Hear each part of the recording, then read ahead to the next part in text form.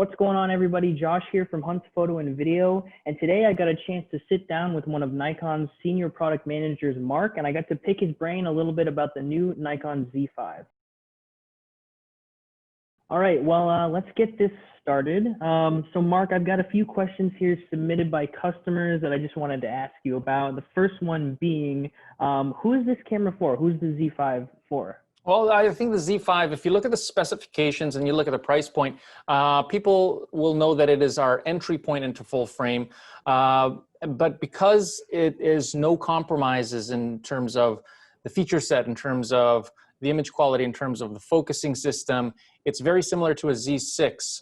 So for that reason, I think it's really geared towards photographers that are looking to either get into full frame or get into full frame in the mirrorless world. So people that may have a 5-year-old camera, a DSLR, they want something that is 2020 specifications, has 4K video, has all the mirrorless advantages such as silent shooting, silent focusing, and things like that.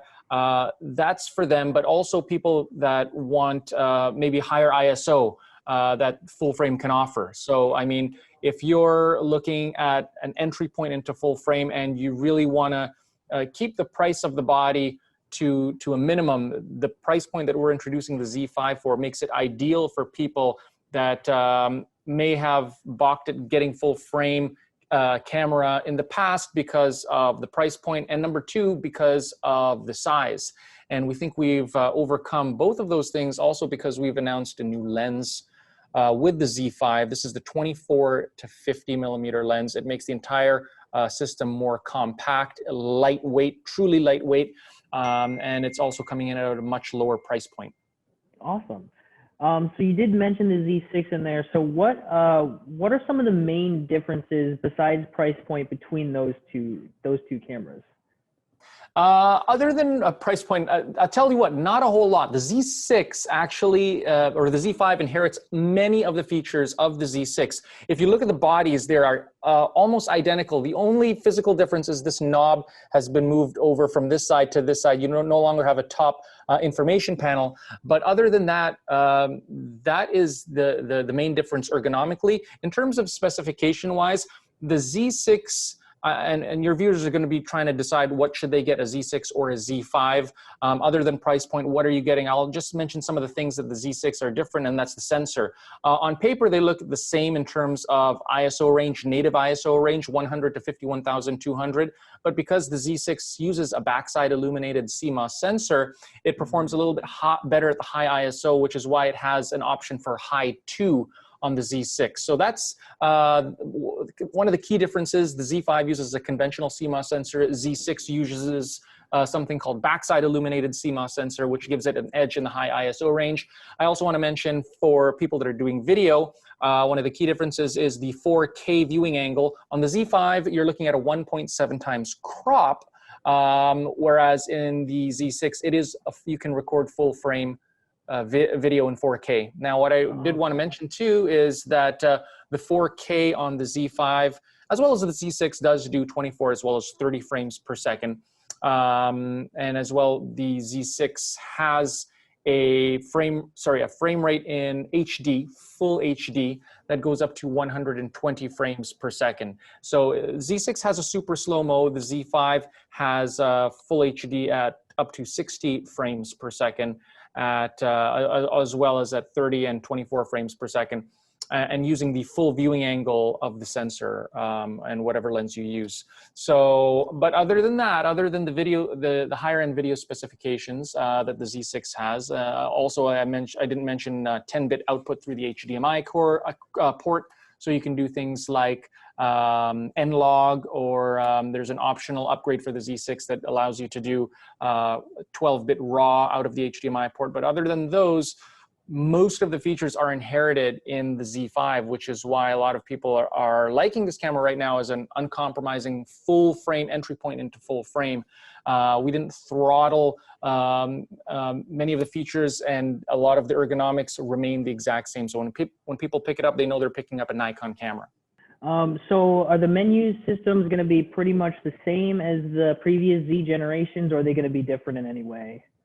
The menu systems inherit the same format as the new Z generation. The traditional menus are very similar to the DSLR generation, but for people that haven't used a Z camera yet, the touch interface is now customizable. We have a new interface called an iMenu, which you can use when using the screen or the electronic viewfinder. It allows you to program your favorite 12 spots on the screen, having a better workflow and things like that. But for people that pick this up, it's very consistent. You could be a D80, 850 user, pick up the Z5 and be right at home. So we've implemented new things in the user interface, but the core graphical user interface is very consistent.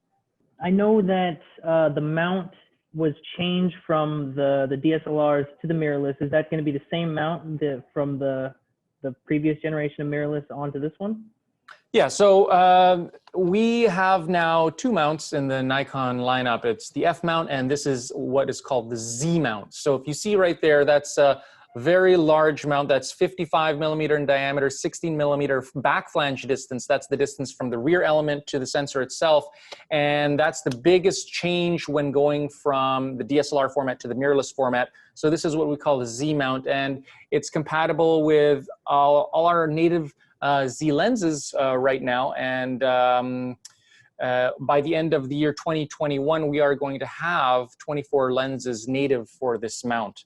The good news is for people that have existing F-mount lenses, we do have an FTZ adapter, which will allow them to use existing F-mount lenses. There are over 90 lenses that you can use with full functionality, full exposure readings, as well as it'll inherit the vibration reduction from the built-in IBIS of the Z5. So I just want to mention the fact that this has, at this price point, a stabilized image sensor that will translate the stabilization even when you're using F-mount lenses with the FTZ adapter.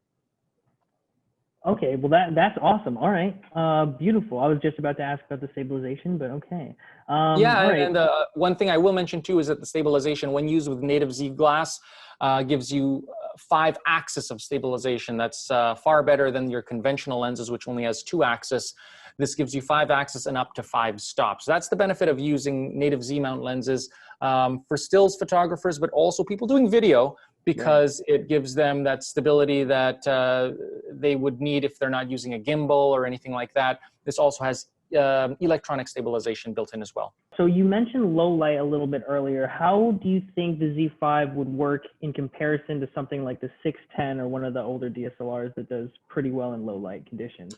Yeah, I mean, for example, if you look at the D750, which came out about in 2014, so maybe 6 years ago right now, that used to be our entry point into full frame. And at that point, the highest ISO on that was 12,800. This native now goes up to 51,200. That's a full 2 stops better at the high end, but because of the new XSpeed 6 processor, all the other ISOs underneath it are performing much more clean now, and you get better performance at the high ISO. So bottom line is that if your customers might be a DX, or let's just say a crop sensor camera user, they're maybe using point and shoots, or maybe even coming from a smartphone.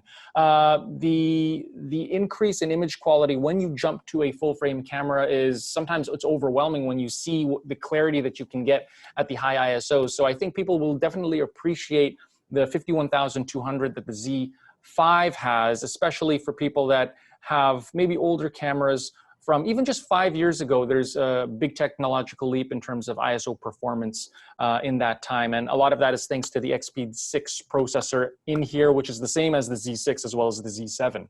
Right. That's awesome. Okay, beautiful. So I do want to talk a little bit about the memory card situation. So which memory cards are going to be used in this camera? Yeah, so that's an important decision that we made when we came out with the Z5. Is a lot of our customers were asking us for dual card slots when we came out with the Z cameras back in 2018. And it was important for wedding event photographers that needed that peace of mind and that redundancy. So we listened, and in a short period of time, we came out with a full frame camera that did come out with dual card slots. We're using SD card slots here. Both of them are using the SD format. Our minimum requirement for recording 4K is UHS class 3. As long as you have that, it's good to record the 4K format. And there are several ways you can utilize that second card slot. You can use it as an overflow. If one card gets full, you can use it as a backup. You can shoot JPEG to one, RAW to the other. You can even copy between memory cards. So that's what our customers are looking for. Also, people that are in this price point of this type of camera will appreciate the more global access to SD cards, as well as their relative price points that are generally less expensive than XQD or the CF Express cards that we've implemented in the big brothers, the Z6 and Z7. Right. No, absolutely. So I would be able to use the cards, say, from like a D7200 in a Z5, as long as it's the right speed. Yeah, I mean, you can use many different SD cards. We recommend at least a UHS class 3 card. That'll give you 30 megabytes per second, and that will ensure that you're getting the proper use out of the camera. But yes, as you mentioned, there's a lot of different SD cards that you can pop in here, and I think people really like that convenience. Oh, absolutely, absolutely. I know, I definitely do. And I'll just mention, Josh, because we went with the SD cards, we were able to maintain the same size and footprint of the camera, and it's even compatible with the existing MBN10 battery pack that's made for the Z6 and Z7. So it's the same footprint. We were just managed to engineer 2 memory card slots in there using the SD card. So accessories are generally the same. Oh, beautiful. So on the point of the accessories, will existing Nikon speed lights still function on the Z5? Yeah, great question. There is a hot shoe on the top there. There is no built-in flash. That's where the electronic viewfinder would go, which, by the way, is the same resolution as a Z6. But yes, this makes use of the full creative lighting system from Nikon, also now known as Advanced Wireless Lighting, AWL system. So definitely they can utilize that and manipulate all of the power settings from within the menus of the camera itself. So you touched on a few of the new features just throughout this, but what are some of the main new features that people should be looking forward to in this camera? Yeah, just any of the newest features that we can expect.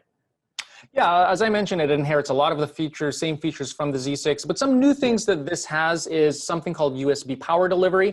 Right now, I'm actually coming to you on this Zoom using a Nikon Z6. And I think nowadays, because a lot of people are doing live streaming and things like this through Zoom and whatever platform, they want to have better picture quality. With our USB power delivery, it allows them to run indefinitely using USB power. So all you need is the battery that comes with it. That's the ENEL15C. If you have an older battery, ENEL15B, that'll work as well. Okay. But the idea is with the USB-C cord, as long as it's USB-C connection on both ends, it will deliver more power than the camera is actually consuming, even when you're shooting at 4K. So what that means is if you were doing video productions out in the field, I could be using something like an Anker PowerCore Plus battery or a USB bank here, and I could power it from that. I could power it using the EH7P AC adapter that plugs into the USB port, plug this into a wall indefinitely. Instead of using the battery pack down here, I can just plug it into USB. I can even power it through my computer. So, I mean, I could essentially use this as a webcam, like I'm doing right now, but being powered through the USB port of my computer. So long as it's USB-C on both ends. Right. So basically that would kind of take the place of like a dummy battery in that situation where you'd have, yes, correct. Otherwise you would have to get there is still an option to buy the quote unquote dummy battery from Nikon for this. So there are 2 components that you can get, but essentially you can also power it indefinitely through the USB-C terminal. Okay. And that's a new feature. Other new features that we've implemented, some software features, improvements that we have in here now is the ability to do time lapse and interval timer at the same time. In previous cameras, we've had to split up those 2 features so that you either had to pick one or the other. Now you can actually run a time lapse movie, but as well as shoot full resolution stills at the same time. So Wow, that's great okay. for people like, doing time lapses at night. They want to get a clear picture of the stars. You don't have to pick between one or the other. You get both. Other things that I'll mention, high-end features that it has built into here, a lot of people might not know, but people that do focus stacking, tabletop photography, product photography, and they want to do focus stacking, this has a built-in feature that will allow something called focus shift shooting, and it'll adjust the distance of your focusing in steps that you choose. So it automates that process for you. Things like multiple exposure, we do that right in camera, cool creative features right in camera.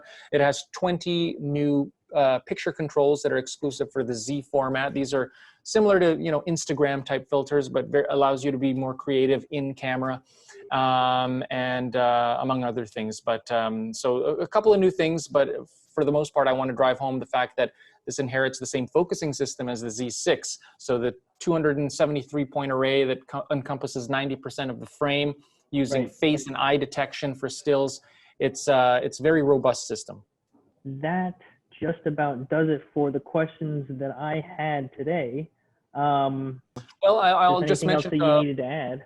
yeah, I just want to mention to people that there is an option to get the Z5 as a body only. So we have 3 kits here in the United States, body only, as well as with the 24 to 50 millimeter lens. I think you can get this lens a la carte as well if you have existing Z6 or Z7s, and maybe you want a second body, or you want to just pair it. You can save $100 when you buy it as a kit. There is also a third kit with the 24 to 200, which you'll also save $100 when you get it with the Z5. So look for those different options for the Nikon Z5. Beautiful. All right, Mark. Well, thank you very much for joining me today and letting me pester you with questions. And Anytime, yeah, Josh. appreciate that very much, man. Hope to do it again. Absolutely. Thank you guys for tuning in and watching the Q&A session with Mark today. If you have any questions or concerns regarding the Z5, feel free to give us a call at any of our 8 locations around New England.